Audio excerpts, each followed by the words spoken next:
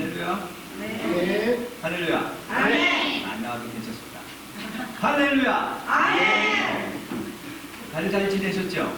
네. 일주일 동안 얼굴을 못 보고 이 자리에서 같이 여러분들과 사랑하는 라이프 멤버들과 같이 예배를 드렸으면 하는 그런 마음이 너무 절실해요. 너무 얼굴도 보고 싶고 그러나 상황이 이러니 뭐 집에서 온라인을 통해서 예배 보는 것도 뭐 나쁘진 않지만 계속 되지 않았으면 좋겠습니다.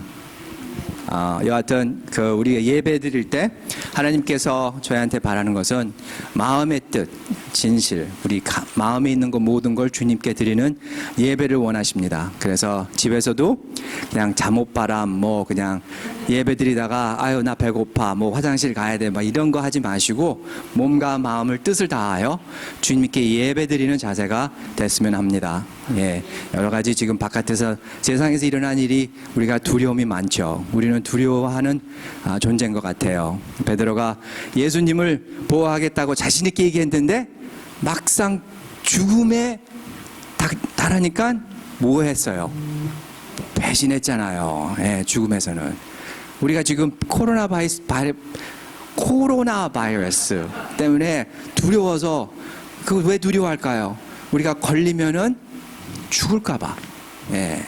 뭐 주의하고 조심하지 하지 말라는 말은 아닌데 그래도 우리의 초점이 예수님께 향해 있으면은 우리의 두려움이 이길 줄을 믿습니다. 아멘. 교회 소식 간단히 말씀드리겠습니다. 계속해서 기도할 때 우리 코로나 이 바이러스에 대한 것을 승리하게끔 하게끔 기도해 주시고 또 많은 병자들 고통스러워하고 그 다음에 아픈 분들을 위해서 계속해서 기도해 주시고 저희 또 성도님들 집에서 계속해서 어려운 일들이 있으면은 저희들한테 연락 주셔서 우리가 서로 협력하고 한 몸으로 서로 도우는 그런 일들이 준비가 돼 있으니까 저희들한테 얼마든지 연락해 주십시오. 특별히 다른 거는 광고는 또 없습니까, 목사님? 그러면은 헌금을 위해서 준비해 주십시오.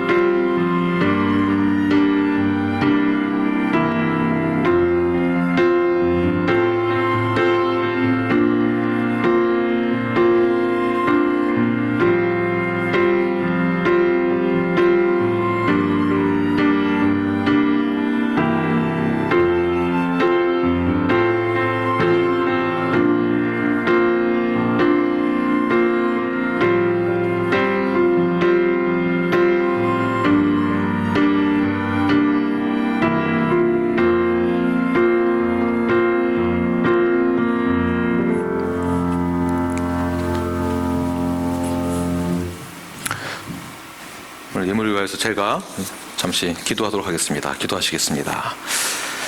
사랑의 하나님,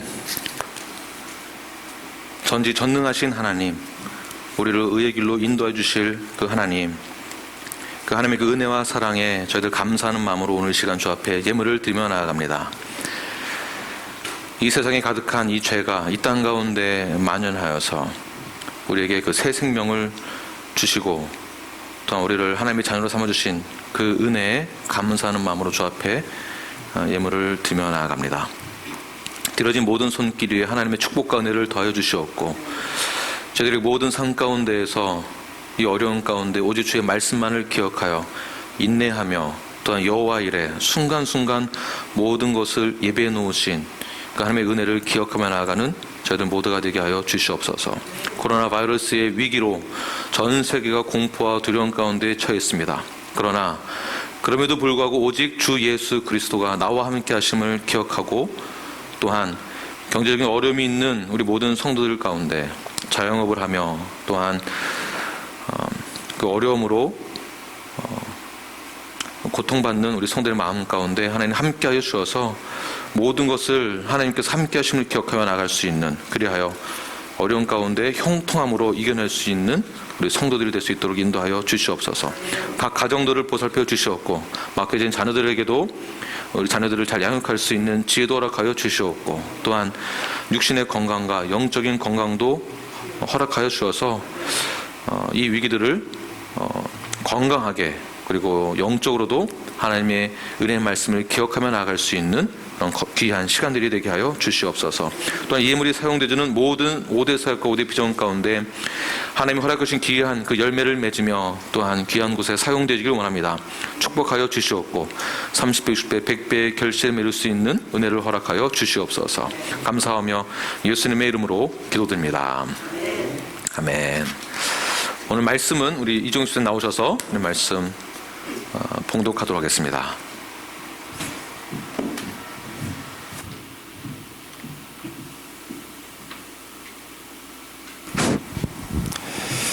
네, 경건한 마음으로 저와 한 절씩 교독하시겠습니다. 야고보서 5장 1절부터 11절입니다.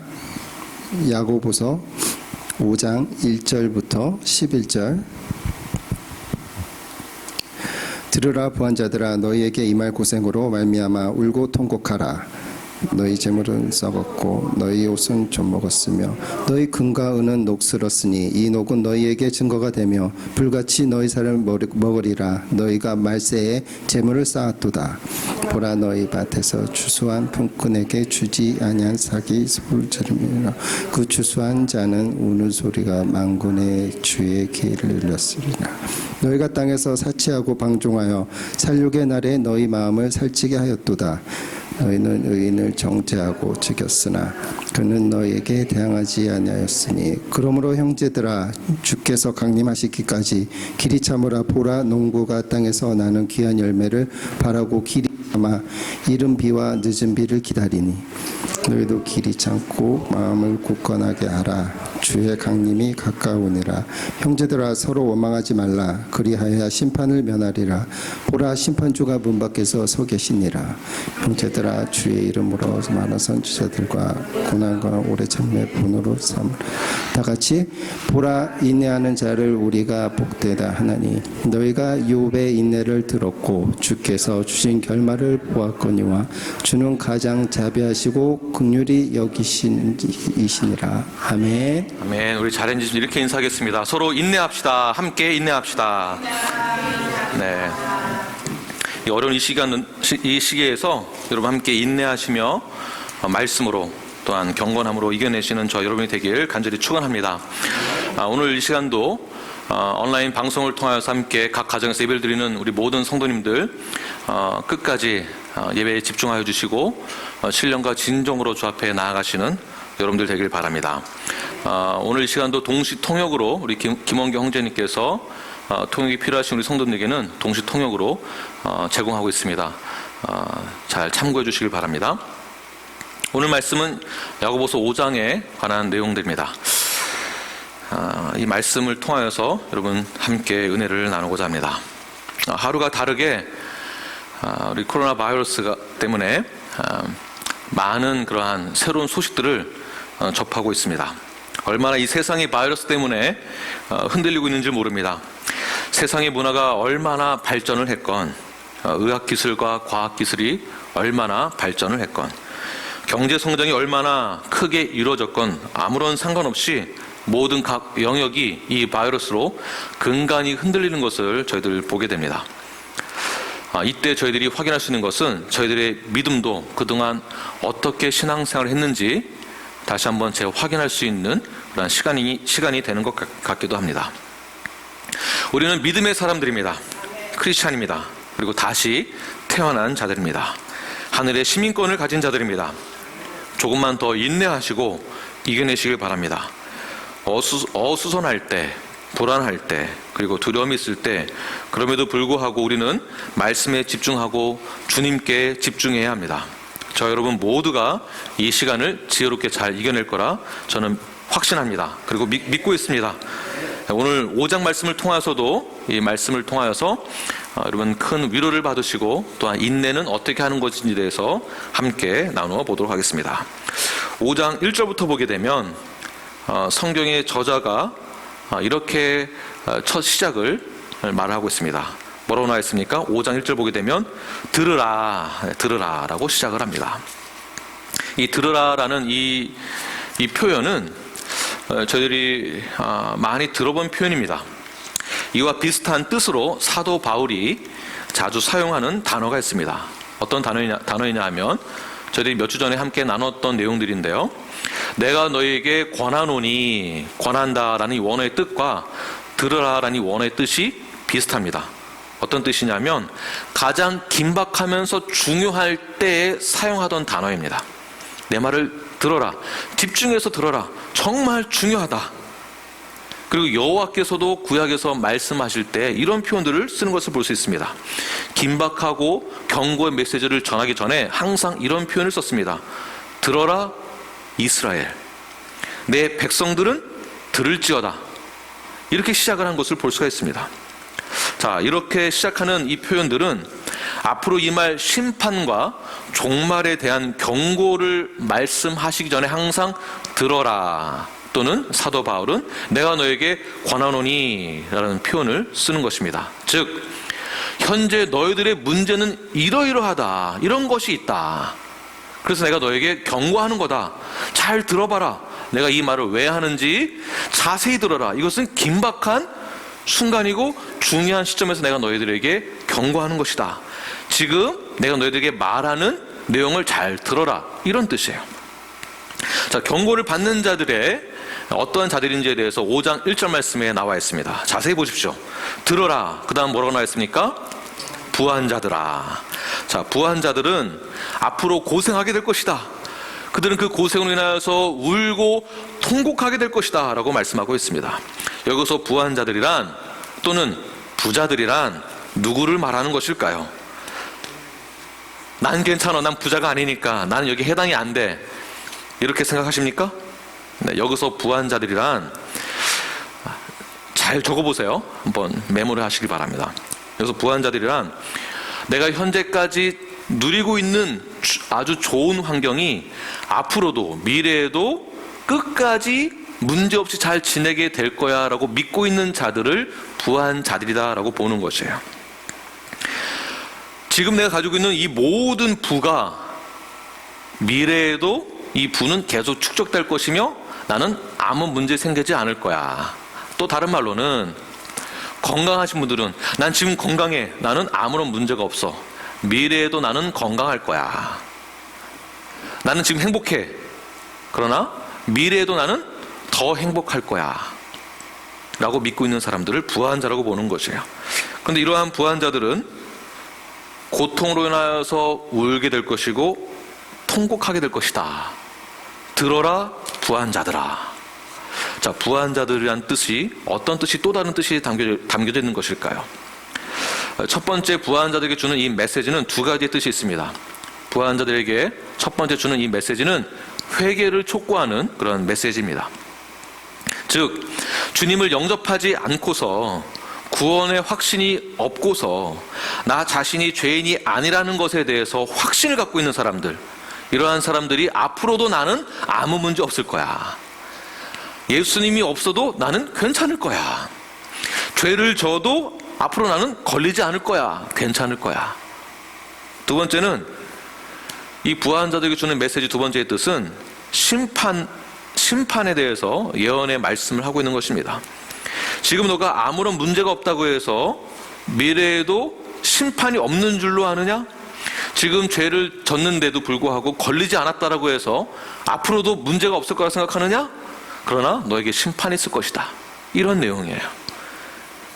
예수님이 나의 모든 죄들을 사여주는 것에 대해서 나는 믿지 않는다라고 나중에 아무런 문제가 없는 줄 아느냐? 절대 그렇지 않다. 차라리 나는 예수님을 믿는 것보다 내 주먹을 믿겠다. 예수쟁이들 사는 거 보니까 나보다 잘 살지도 않는 것 같은데 내가 더 낫네. 예수 믿어서 뭐하나. 내가 그들보다 훨씬 더 잘 살고 있는데, 이러한 사람들을 부한자라고 보는 것이에요. 이렇게 생각하는 자들을 부한자라고 볼 때 이러한 자들에게는 심판이 있을 것이다 라는 것이 5장의 내용들이고, 이 5장의 내용에는 결국 심판과 종말에 관한 메시지이기도 합니다. 이 부한자들이 어떠한 만행을 저지르고 있었는지 4절과 5절 말씀에서 이렇게 말씀하고 있습니다. 우리 4절 5절 함께 한 목소리를 읽겠습니다. 시작. 보라, 너희 밭에서 추수한 품꾼에게 주지 아니한 삭시 소리 지르며 그 추수한 자의 우는 소리가 만군의 주의 귀에 들렸느니라. 너희가 땅에서 사치하고 방종하여 사륙의 날에 너희 마음을 살찌게 하였도다. 추수꾼에게 삭을 주지 않았다라는 것은 무슨 말이냐면, 부자가, 그러니까 주인이 하인에게 일을 시키고 난 다음에 돈을 주지 않았다라는 것을 말하고 있는 것입니다. 자, 이 말을 야고보 사도가 왜 하고 있느냐 하면, 구약에서 보는 율법은 신명기에 나와 있는 내용들입니다. 민수기하고요. 일꾼에게 일을 시키고 난 다음에 그날 저녁에 바로 돈을 주게 되어 있습니다. 이것이 율법이에요. 당일날 그 삭을 지불해야 되는데, 오늘 야고보 사도의 표현이 뭐냐 하면, 부한자들은 추수한 그 품꾼들에게, 일꾼에게 돈을 주지 않았다라는 것이에요. 지금 무슨 말이냐 하면 그 돈을 갈취했다라는 것입니다. 다른 표현은 여기서 부한자들이란 죄인을 상징하는 거예요. 죄인. 즉 죄를 짓고 있는 자들, 너가 죄를 그렇게 짓고 있음에도 불구하고 앞으로도 나중에도 걸리지 않을 것 같으냐? 문제가 없을 거라고 생각하느냐? 지금 안전하다라고 해서 너에게 아무런 문제가 없을 줄로 아느냐? 기고만장하며 기만하며, 5절에서는 사치하고 방종하면서 자신의 살을 찌웠다. 즉 이기주의와 정욕과 방탕한 생활과 물질의 풍요로움으로 쾌락과 즐거움을 추구하는 삶이 부한자들의 삶에 깊숙이 들어왔다는 것이에요. 즉 모든 이 세상의 죄가 부한자들에게 들어갔다. 죄인이다라는 것을 말하고 있는 것입니다. 죄인. 이 죄인들은, 부한자들은 추수꾼들에게 핍박을 했습니다. 조롱을 하고 물건을 빼앗고, 다시 말해서 세상은 크리스찬들을 조롱하고 손가락질을 하며 비판을 하기도 하고 핍박을 하기도 하고, 이러한 자들을 부한자라고 보는 것입니다.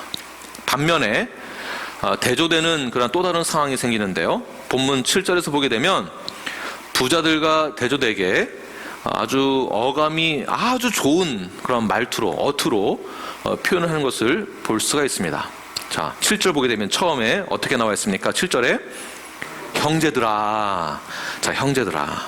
즉 크리스찬들에게 향한 강한 외침이고, 강조하는 그 뜻은 나의 형제들아, 나와 한 몸을 이룬 형제들아. 즉 예수님과 한 몸이 되어지고 예수님과 연합되어진 교회에게 말을 하는 것이에요.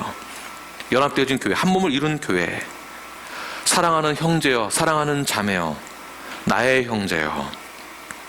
부드러운 외침이고 사랑의 권면이 시작되어집니다.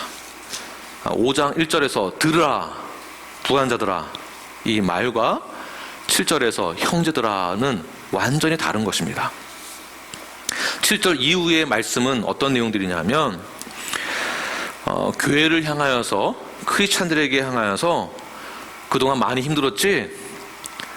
그동안 고생 많았어. 그런데 조금만 더 인내. 다 잘 될 거야. 다 잘 될 거야. 괜찮아. 조금만 참어. 조금만 참어. 이 고비만 넘기면 그 다음에 좋은 일들이 있을 거야. 하나님이 우리와 함께 하셔. 라는 그러한 위로의 메시지를 하고 있는 것입니다. 자, 결국 심판과 종말에 대한 경고의 메시지와 사랑의 위로와 권면이 두 가지가 등장하게 되는 것이죠. 위로와 격려의 메시지와 심판과 종말. 자, 그렇다면 지금 오늘 본문에서 말하고 있는 이 내용에서 우리는 격려를 받기를 원하십니까? 위로를 받기를 원하십니까? 아니면 심판을 받고 또 종말에 대한 경고의 메시지를 받기 원하십니까? 어떠한 메시지를 듣기를 원하시나요? 당연히 미셸? 위로받고 격려받기를 원하죠? 심판받고 종말의 메시지를 받아서 두려움에 떨기 원하십니까? 전혀 그렇지 않죠. 자, 우리가 위로를 받고 격려를 받기 위해서는 어떻게 하면 되는가? 본문의 내용이에요. 첫 번째, 우리가 위로받고 격려하고 이 위기들을 뚫고 나아가기 위해서는 마음을 굳게 해야 됩니다. 마음을 굳게 하라. 우리 함께 선포하겠습니다. 마음을 굳게 하라. 자, 본문 8절 말씀을 우리 함께 읽겠습니다. 시작. 너희도 길이 참고 마음을 굳게 하라. 주의 강림이 가까우니라. 자, 너희도 길이 참아라.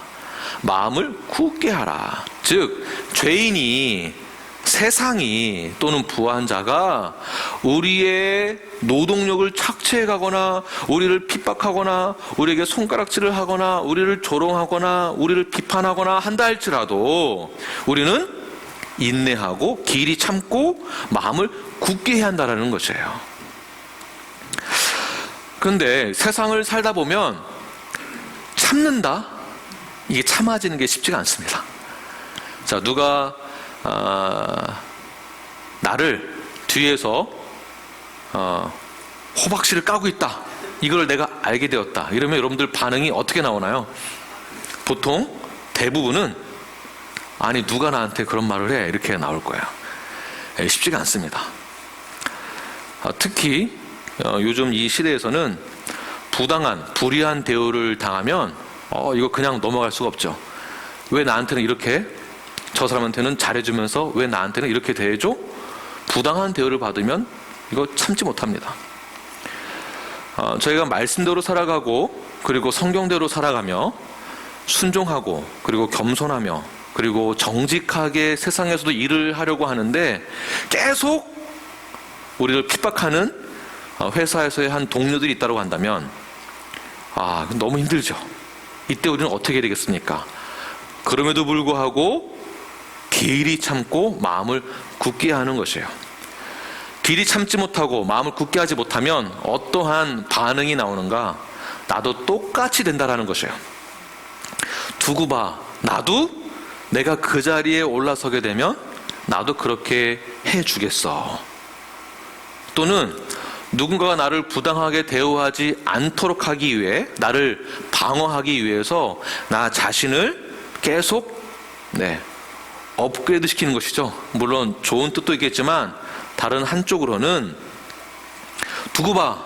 나도 경력을 쌓아서, 실력을 쌓아서, 권력을 쌓아서, 권위를 가지고 부한 자가 되어서 나도 똑같이 하고야 말 거야. 나는 당하고는 못 살아. 나는 비참하게는 살 수 없어. 나는 불의하게 당하고만 살 수는 없어. 나도 똑같이 거짓말하고 나도 남의 것을 탐하고 내가 불의함을 당하지 않기 위해서 나도 노력을 할 거야. 돈을 쌓아둘 거야. 권력을 쌓아둘 거야. 힘을 키울 거야. 라는 생각을 가질 수도 있다라는 것입니다. 그러나 오늘 본문에서 말하는 것은 그렇게 하지 말아라요. 그렇게 하지 말아라. 길이 참아라. 그리고 마음을 굳게 하라. 그럼 할 수 있으시죠? 네. 이 아멘이 한 번에 딱 나와야 되는데 이 길이 참는 게 너무나 힘이 듭니다. 그러나 길이 참으시고 마음을 굳게 하시는 여러분이 되길 간절히 축원합니다. 우리는 예수 그리스도와 연합된 존재입니다. 우리가 해야 될 일은 세상의 방법대로 따라가는 것이 아닙니다. 부한자들과 동일한 방법으로 살아서는 안 됩니다. 우리는 길이 참고 마음을 굳게 해야 됩니다.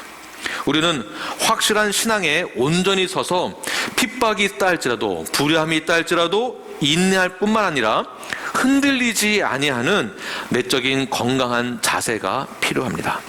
왜 그러냐 하면 주님의 그 강림의 때가 가까웠기 때문이라고 오늘 본문에서 말씀하고 있습니다. 이 본문에서 인용했던 그 말씀이 또 있는데요. 로마서 13장 11절 말씀입니다. 우리 함께 읽겠습니다. 로마서 13장 11절 시작. 또한 너희가 이 시기를 알거니와 자다가 깰 때가 벌써 되었으니 이는 이제 우리의 구원이 처음 믿을 때보다 가까웠음이라. 그러니까 우리의 구원이 처음 믿을 때보다 가까웠다에 밑줄을 그시고,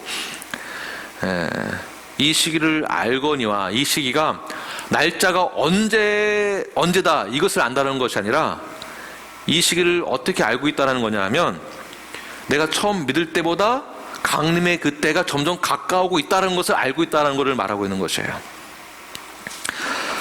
지금 현재 어떤 분들은 코로나 바이러스로 전 세계가 공포심에 다 완전히 무너지고 경제가 무너지고 힘들다 보니까 이제 종말의 때가 가까웠다. 이게 종말이다. 지금 회개하지 않으면 지금 다 죽는다. 지금 심판의 때가 가까이 왔다. 물론 틀린 말은 아니지만 그렇다고 맞다라고 하기도 좀 애매모호합니다. 왜냐하면 그때가 언젠지 사실 모르거든요. 우리가 알고 있는 것은 그 전보다 점점 더 가까워지겠다는 것은 분명한 사실이에요. 다시 말해서 우리는 영생을 소유한 하나님의 자녀들입니다. 그렇기 때문에 이 세상에서 살고 있는 이 시간은 짧은 것이에요. 그러므로 하나님과 함께 할 수 있는 영화의 그 시간이 점점 가까워오고 있다는 것을 우리는 그렇게 믿고 있다는 것이죠. 즉 우리는 항상 구원의 완성을 향하여서 달려가야 한다는 것입니다. 운동선수가, 달리기 선수가 금메달 따기 위해서 달려가면서 열심히 노력하는 것처럼 흔들리지 아니하면서 인내하면서 마음을 굳게 하며 견뎌내는 것이에요. 지금 많이 힘드시죠? 많이 힘듭니다. 마트 가기도 힘들고 지금은 그나마 조금 준비해 놓은 게 있으니까 불안하지 않겠지만 이게 혹시라도 길어질까봐 염려가 되는 건 사실입니다. 그러나 우리가 할 수 있는 방법은 다른 거 없습니다. 기도하는 거예요. 어떤 기도냐 하면 우리가 정치에 참여할 수는 없습니다. 우리가 권세자들을 비판할 수는 없습니다. 우리가 해야 될 일들은 권세자들을 위해서 기도하는 거예요. 지혜를 달라고, 말씀대로 뚫고 나갈 수 있는 힘을 달라고 기도하는 거예요. 그래서 정부에서 올바른 판단과 결정을 잘 내릴 수 있도록, 이 위기들을 뚫고 나아갈 수 있도록 기도하시고, 두 번째는 여러분의 각 가정과 개인과 자녀들을 위해서 기도하시길 바랍니다. 이 시기에 나는 무엇을 해야 되는가? 염려하고 불안하고 공포에 떨어서 우울증에 빠지는 것이 아니라 우리가 해야 될 일은 하나님의 말씀을 기억하여 이 위기를 말씀으로 극복하고 인내하면서 마음을 굳게 하는 것이에요. 세상 사람들과 똑같이 동일하게 행동해서는 안 된다는 것입니다.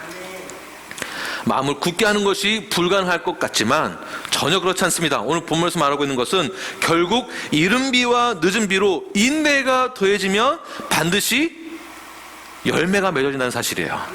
이른 비와 늦은 비가 더해지면 인내하는 거, 우리가 훈련되어지고 트레이닝 되어져서 점점 더 인내하는 게 자라나고 늘긴 하지만 결국 언젠간 또 벽에 또 부딪히거든요. 한계가 있다라는 것이, 한계가. 그런데 벽에 부딪히는 그 순간에도 잊지 말아야 될 것은 인내하라. 점점 계속 이것이 더해지고 더해지고 이른 비와 늦은 비가 계속 더해지면서 언젠가는 열매, 결실을 보게 될 것이다. 이것을 다른 말로는 형통함이다 라고 하는 것이에요.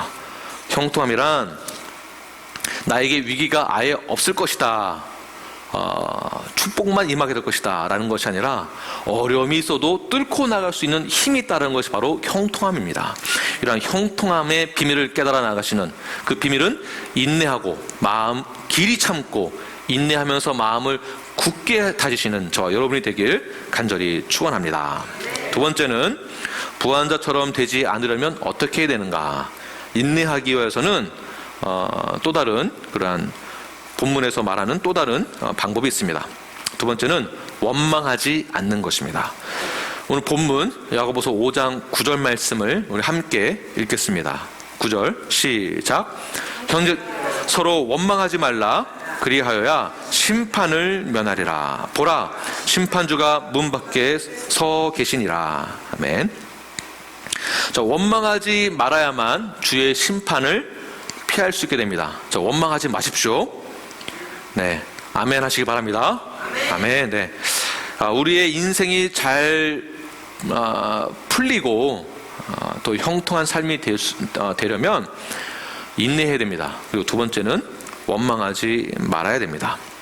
자, 원망하지 않는다, 원망하지 말아야지 라고 우리가 생각을 하고 마음을 결단하기도 하고 또 훈련이 되어지기도 하지만 이것도 굉장히 힘든 것 같아요. 원망이 계속해서 생기는 그런 상황이 우리에게 계속 있기 때문에 그렇습니다. 원망을 안 해보신 분 계시나요? 원망을 다 하게 됩니다. 원망을 다 하게 됩니다. 저도 원망을 하게 되고 때로는 우리 아이들도 원망하게 되고 얼마 전에 저희 아이들이 컴퓨터를 교회에다 놓고 왔대요. 그래서 제가 놓고 온 것도 아닌데 아빠 어떻게 할 거예요? 아빠가 어떻게 해요? 나 컴퓨터 놓고 하는데 아빠 어떻게 할 거예요? 그 잊어먹으면 어떡해요? 뭐 어쩌고 뭐만 하면 원망하는 거예요. 다 누구 탓으로 돌리는 거죠. 여러분들은 어떠세요? 여러분들은 부부 사이에서도 사실은 너 때문에 이 말이 사실 많이 하죠. 자기 때문에. 친구들 사이에서도, 목사 사이에서도, 성도들 사이에서도 누구 때문에, 김 목사 때문에, 누구 때문에 이런 말을 많이 하게 됩니다. 원망의 원어의 뜻을 보니까 탄식이라는 단어가 있는데요, 탄식을 또 찾아보니까 이런 뜻이 있습니다. 중요합니다. 그냥 탄식이 한숨만 쉬는 것이 아니라 이런 내용이 담겨져 있습니다. 악한 동기에서 나오는 불평, 한숨, 한탄. 중요한 것은 악한 동기가 있다는 것이에요. 내 책임이 아니라는 거죠. 나의 책임을 너한테 돌리겠다라는 거예요. 악한 동기에서 나오는 탄식, 원망, 한숨, 즉 원한에 있는 한숨. 아휴, 이게 다 이 코로나 바이러스, 이게 다 어느 나라 때문이야. 어휴, 이게 다 북쪽에 있는 누구 때문이야. 이 경제 위기는 이 권세자인 누구 때문이야. 누구 대통령 때문이야. 카톡 때문이야. 뭐 악한 동기에서 나오는 한숨, 불평. 정치가들 사이에서 많이 하죠. 또 우리들도 많이 합니다. 우리들도. 이렇게 원망하는 자들에게 야고보는 조금만 참어. 원망하지 마. 우리 인내하자. 지금 시간이 어렵고 이 시기가 불평이 있을 수 있지만 조금만 참어. 원망하지 말자. 인내하자. 왜 그러냐 하면 심판주가 지금 우리를 밖에 서서 보고 있어. 자, 이게 무슨 말이냐면 지금 잘하고 있어. 지금 구원의 완성을 이루어 나아가고 있고, 성화를 이루어 나아가고 있고, 열심히 신앙생활 잘하고 있어. 지금 인내도 잘하고 있고, 마음도 굳게 하고 있고, 길이 참고 있고, 잘하고 있어. 잘하고 있다가 그 순간 원망할 때, 그때 바로 밖에 서 있는 심판주가 너의 원망하는 것을 보게 되면 너 그때 어떻게 할 거야? 그 말이에요. 그러니까 아무리 잘하고 있다 할지라도 원망하는 그 순간의 그 찰나를 조심하라는 얘기예요. 그만큼 아주 중요한 메시지를 경고를 하고 있는 것입니다. 자, 9절에 보니까 보라, 심판주가 문 밖에서 기다리고 있다. 그러니까 저희들이 준비할 것은 무엇이냐면 잘하고 있다가도 원망하는 그 찰나의 그 순간을 인내하면서 지켜야 한다는 것이에요. 원망하지 말라라는 것이에요, 결국. 자, 무슨 말이냐면 이러한 말과도 이제 똑같습니다. 예수님이 하신 말씀입니다. 마태복음 7장 1절 보게 되면 비판을 받지 아니하려거든 비판하지 말라. 결국 너희가 심판을 받지 않으려면 이런 말과 같은 거예요. 심판을 받지 않으려면 똑같이 하지 말아라. 즉 원망하지 말아라 라는 것은 너가 원망하게 되면 너도 똑같이 원망을 받게 될 것이다. 그 원망도 죄에 속한다. 정죄함을 받길 원하느냐? 원망해라. 그러면 너도 심판을 받게 될 것이다. 이런 말과 똑같은 것입니다. 자, 한번 우리들의 삶을 돌아보시길 바랍니다. 내가 계획했던 대로 흘러가지 않거나 내 뜻대로 되지 않으면 우리는 어떻게 반응을 하나요? 남 탓을 하고 원망을 하고 탄식을 하며 한숨을 쉬게 됩니다. 이게 다 너 때문이야. 이게 다 누구 때문이야. 이러한 것은 세상의 방법이며 부유한 자들의 방법입니다. 자, 저희들은 이 세상 살아가는 것 결코 쉬운 것이 아닙니다. 이 세상은 죄악 많은 세상이라고 그랬습니다. 이 세상에서 완전한 것, 온전한 것이 어디 있겠습니까? 온전한 것, 순전한 것은 오직 천국에만 있습니다. 구원의 완성을 이루어야만 우리가 그 완전하고 순전한 것을 경험할 수 있게 되는 것입니다. 이 세상 살아가면서 어려운 일들은 당연히 있는 것입니다. 누군가에게는 건강의 위기, 누군가에게는 경제적인 위기, 누군가에게는 여러 갈등의 어려움들을 경험하게 됩니다. 우리는 절대로 풍요로운 삶을 지속화시킬 수는 없습니다. 우리에게는 그런 힘이 없습니다. 그러므로 우리에게 어떠한 위기가 닥쳤을 때 우리가 어떻게 반응하는지가 우리의 믿음을 나타나게 되는 것입니다. 우리가 인내하지 못하는 진짜 이유는 무엇이겠습니까? 우리의 삶에 고난과 공경이 있어야 한다는 것을 받아들이지 않기 때문에 그렇습니다. 한번 생각해 보십시오. 고통과 고난은 끝이 나지 않는 곳이 바로 이 세상입니다. 좀 더 잘 살기 위하여서, 좀 더 경제적으로 풍요로운 삶을 살기 위하여서 열심히 노력해서 돈을 모았지만 여전히 고난은 존재합니다. 평안할 줄 알았지만 평안하지가 않습니다. 돈을 벌어도 쌓아도 부족하게 느끼는 것이 돈입니다. 돈이 또 많으면 돈을 잃어버릴까봐 또 불안해합니다. 도대체 얼마나 많이 벌면 이 불안감은 사라지게 되는 것일까요? 시편 90편 10절 말씀을 우리 함께 읽겠습니다. 시작.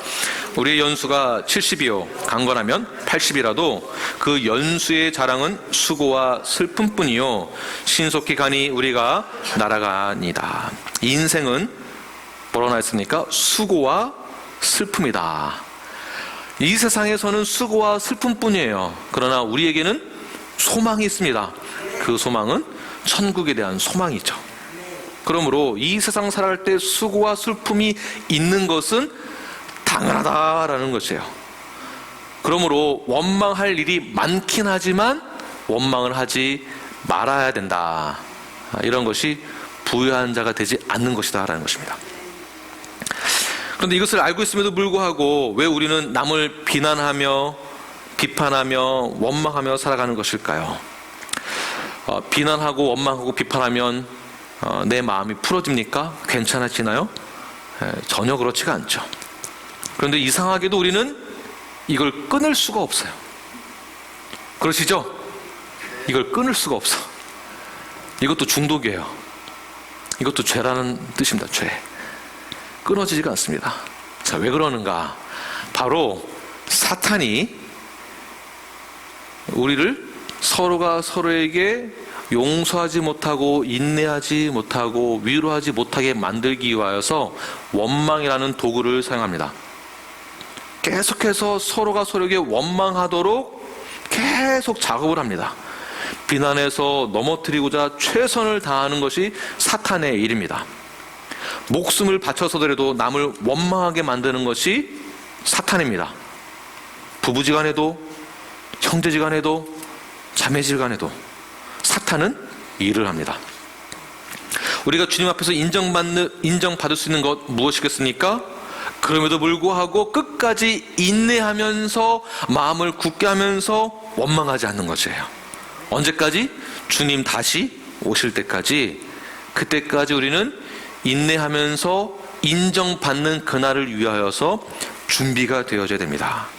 그런데 우리가 잘하고 있다가도 원망하는 그 순간, 불평하는 그 순간, 그때 심판주가 오게 된다면 우리도 불의한 자와 똑같이 판결을 받게 된다는 것 잊지 마시길 바랍니다. 이것을 알았던 야고보는 이렇게 오늘 본문에서 말을 하고 있습니다. 끝까지 인내해라. 참아라. 남을 원망하지 말아라. 견뎌야 된다. 왜냐하면 심판의 날이 가깝기 때문이다. 사랑하는 뉴라이프 여러분, 힘든 날이 얼마나 많았습니까? 그리고 얼마나 많이 또 이겨내 오셨습니까? 그동안 정말 수고 많이 하셨습니다. 이민생활 산다라는 것 쉽지가 않습니다. 그러나 우리가 말씀을 통하여서 말씀대로 살아가는 방법을 가지고 이 위기들을 지혜롭게 잘 이겨내시길 바랍니다. 여러분들 할 수 있으십니다. 수고와 슬픔뿐인 이 세상에서 잘했다라고 칭찬을 받으시는, 인정을 받으시는 저와 여러분 복된 자들이 되길 바랍니다. 마지막으로 본문 5장 11절 말씀을 읽고 마치도록 하겠습니다. 함께 읽겠습니다. 시작. 보라, 인내하는 자를 우리가 복되다 하나니 너희가 욥의 인내를 들었고 주께서 주신 결말을 보았거니와 주는 가장 자비하시고 긍휼히 여기시는 이시니라. 아멘. 보십시오. 보라, 인내하는 자들이 복되도다. 자, 인내하십시오. 결국 복된 자가 되는 것입니다. 이 복된 자는 욥의 욥기서를 보니까 나중에는 인내하고 난 다음에 복을 많이 받습니다. 눈에 보이는 복을 많이 받아요. 욥기 42장 12절 보니까 욥의 말년에 하나님께서 주시는 그 복이 양 14,000과 낙타 6,000과 소 1,000마리와 암낙이 1,000 다 주었다라는 것이에요. 자, 엄청난 복이죠. 그런데 이것만이 복이 아니에요. 더 큰 복이 있습니다. 더 큰 복. 오늘 본문 11절 보게 되면 너희가 욥의 인내를 들었고, 자, 이거 너희들 알지? 욥이 얼마나 많은 복을 받았는지 알지? 자, 그 다음에 더 중요해요. 주께서 주신 결말을 보았다. 자, 여기에 어디에 동그라미를 쳐야 되냐면 주께서 주신에다가 동그라미를 쳐야 돼요. 자, 복은 누가 주는 것이겠습니까? 하나님이 주시는 거예요. 내가 뭘 얻을 수 있는 것이 아니에요. 내가 뭘 한다고 해서 받을 수 있는 것이 아니에요. 복은 하늘에서, 위에서 우리에게 주시는 거예요. 땅에서 솟아나오는 것이 아닙니다. 우리가 뭘 한다고 해서 걷어낼 수 있는 것이 아니다라는 것이에요. 내 계획대로 되는 것이 얼마나 있겠습니까? 그러나 더 중요한 것, 하나님이 주시는 그 복을 내가 본다라는 거예요. 볼 수 있는 영성이 생겼다라는 거예요. 영안이 열렸다라는 것입니다. 할렐루야. 이게 더 큰 복이에요. 이것을 다른 말로는 믿음이라고 보아야 하는 것입니다. 믿음. 이 모든 축복은 하나님이 나에게 주시는 것이구나. 이걸 내가 보는구나. 실제가 되는 거예요. 믿음에 대한 실제. 즉, 현재 나에게 욥과 같은 똑같은 그 실제적인 복이 없다라고 할지라도 우리는 믿음의 눈으로 볼 줄 아는 시각을 갖고 있어야 한다는 것이에요. 이 모든 위기는 뛰어넘게 될 것이다. 앞으로 하나님이 우리에게 이러한 복을 주실 것이다. 그 복은 하나님이 우리에게 주시는 것이다라는 것을 직접 믿음의 눈으로 본다라는 것이에요. 이것이 영성입니다. 이러한 영성을 가지시는 저와 여러분이 되길 간절히 축원합니다.